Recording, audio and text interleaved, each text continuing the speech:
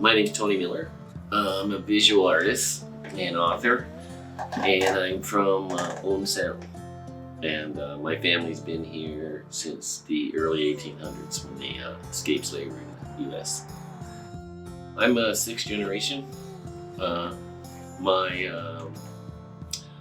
two great grandfathers, Hiram Miller and Jake Courtney, they arrived in Owen Sound when they escaped slavery.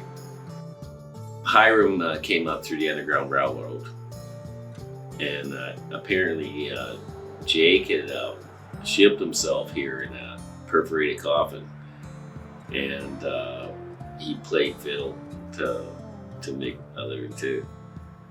I don't know if that's true, but that's what the legend says. Well, Hiram was a farmer, and there's a possibility he was in the militia to fight off the Americans when they invaded Canada. And Jake was, he worked in a quarry, and he was also a farmer before that. At one time when my family arrived here, a third of Owen Sound's population was black. And the reason being that this was the last stop on the Underground Railroad, they wanted to get as far away from the border as they could to get away from the slave catchers. So this is where they felt safest. A lot of my my art and images are dealing with Black history in Canada. There's a graveyard in Greenway Cemetery, and it's called Potter's Field, and it was in operation for over 100 years. And there's only one upright gravestone there, which is hers, Sarah Miller. I started researching about the other burials there, and I found that they had over 30 ancestors that are in there. And most of the people in that graveyard were ex-slaves.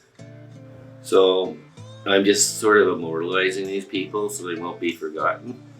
There's some very bittersweet and sad stories too. But it's not really a depressing story. It's more shows about courage and bravery to take a chance and try and escape slavery, knowing the repercussions if you're caught. Like you get your feet cut off, or 1 foot, half a foot cut off, or in Canada, when Canada still had slavery, they would cut, if you're a runaway slave, they cut your ears off. You know, so there's, these people were brave enough to take that chance.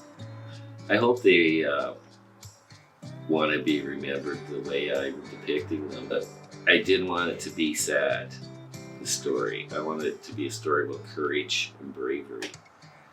So using the bright colors, it kind of steers away from a depressing story. When I'm up at Potter's Field, I just feel their energy guiding me and asking me to say, don't forget about us, you know? And so that's one of the reasons I did this project.